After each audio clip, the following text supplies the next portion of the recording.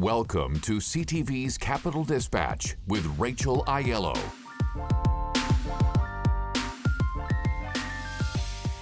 Hey, so it was budget week here on Parliament Hill. That is one of the two biggest things that took place here in Ottawa that I wanted to run down with you this week. So Tuesday was federal budget day. I was inside the budget lockup with a bunch of other reporters, flipping through 416 pages of the federal government's spending plans. The big headline coming out of it was the government is trying to frame this new spending plan as about generational fairness. They have a series of measures targeting millennials and Gen Z voters. When you think about it, those are specific voters that helped bring Prime Minister Justin Trudeau to power. And when you're looking at polling numbers right now, are moving away from the Liberal Party. So cynically, I think you could read into this budget being an attempt to win those supporters back. How they're planning to do this, there was a good focus in this budget, $8.5 billion of additional spending on housing, largely focused on increasing housing supply, but also some rule changes, hoping to make it easier for renters. The other big social supports that were included in this budget was the first $1.5 billion for pharmacare. That is that first phase contraceptives and diabetes medication. And then this $6 billion allotment for this Canada Disability Benefit. And so that is going to be something, that disability benefit, to watch, because quickly after the budget was tabled, we heard from a number of advocates balking at the fact that when you do the math and you break that down, the maximum amount an eligible Canadian could receive under this disability benefit is about $2,400 a year, which is about $200 a month, or $6.66 a day. This was supposed to be something lifting them out of poverty. These groups are saying it's not going to come close.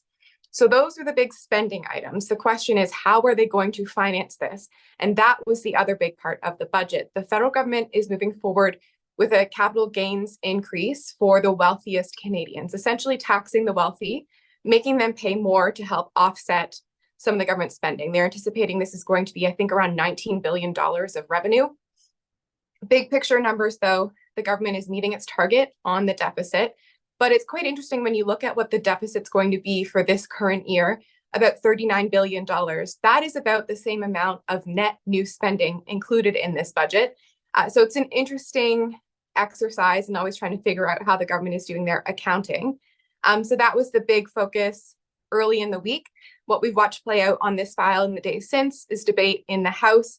We're hearing from the opposition parties how they're standing on this, what they think. No surprise, obviously, Conservative leader Pierre Poilievre and his party will be voting against this budget. The Green Party also came out and said that this was really the Liberals' chance to meet the moment, and they totally failed. So the Greens won't be voting for this one either. And the other big element of news on the Hill this week was this historic display on Wednesday. That was when Kristian Firth of GC Strategies, one of the companies contracted out to work on the ArriveCan app, was summoned to the House of Commons and admonished for being in contempt of Parliament, for failing to adequately answer MPs' questions when he was before a parliamentary committee earlier on. And so this was quite a remarkable moment.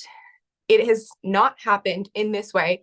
A private citizen admonished and forced to answer questions on the floor of the House in more than a century. Highlights from this, Firth said that his company, GC Strategies, has not been asked to pay back the money it got as part of what became a close to $60 million app. He also said, yes, I do socialize and go for dinner and coffees with government workers, but everything is above board. The ultimate, though, exchange during this was the very end. This is when Green Party leader Elizabeth May got her chance to ask him questions. Her very last one was, "Are you not ashamed?"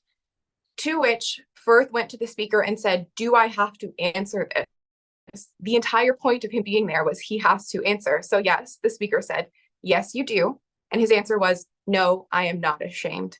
That brought things to a close. So it's still not an over story. From here, the government committee that was initially questioning him is going to review his testimony and then get back to the House on whether or not they're recommending further action. So we're going to continue to follow that one. Some RCMP raid action on this one as well. ctvnews.ca/politics has all of the minutiae details of both the budget and what happened with GC strategies in the House this week, if you want to dive into either story a bit more. Do you plan to run for Liberal leader? No, I plan to be a candidate in the next election under Prime Minister Trudeau's leadership. I'm very happy. I'm excited about that. I'm focused on the responsibilities he gave me. It's a big job. I'm enjoying it, and I'm optimistic that our team and the Prime Minister will make the case to Canadians as to why we should be re-elected. Have you been having discussions, though, about a potential run in the near future? I've answered that. Do you think the Prime Minister should resign? So you are not organizing, sir, correct? So that is Cabinet Minister Dominic LeBlanc being scrummed by one of my colleagues, Jordan Gowling, in the House of Commons this week. He was facing these questions because there was a column published in the Globe and Mail suggesting that Mr. LeBlanc had met with a former Liberal cabinet minister to start having talks about potentially forming a bid to run to replace Prime Minister Justin Trudeau. So this is my quote of the week because this is the most recent example of those internal divisions or will he, won't he questions about Prime Minister Justin Trudeau's future. You hear there that LeBlanc is saying he plans to run as a candidate under Prime Minister Justin Trudeau's leadership, indicating or at least trying to somewhat tamp down the suggestions that he's eagerly behind the scenes plotting some plan to succeed the Prime Minister should he step down. Although there were a series of other questions LeBlanc was asked about. Can you confirm you're not planning a bid? Do you think the Prime Minister should resign? And he just walked away and didn't answer those. So I just think this is a really interesting example of some of the quieter behind the scenes conversations. This is not the first, obviously we've been covering. There's been a series of whispers. There was a senator suggesting the time had come for Trudeau to step aside. We've all heard the suggestions about potential Liberal cabinet ministers who, should Trudeau go, do that walk in the snow, would be eyeing his job. So it doesn't sound like LeBlanc is ready to fully admit that he's interested. Important note, the Prime Minister and Minister LeBlanc are quite close. They've had a long-standing friendship. And so it's an interesting character to be among those who's now potentially, at least their name has been brought forward when it comes to considering who would succeed Justin Trudeau if and when the Prime Minister decides he's ready to go.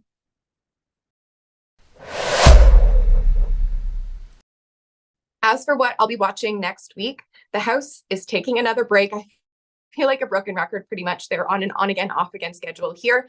But that means that the Prime Minister, his cabinet, and Liberal MPs will be hitting their ridings, doing this bonanza re-announcement tour of all of the things that were in the budget. This is really their chance to try to sell it.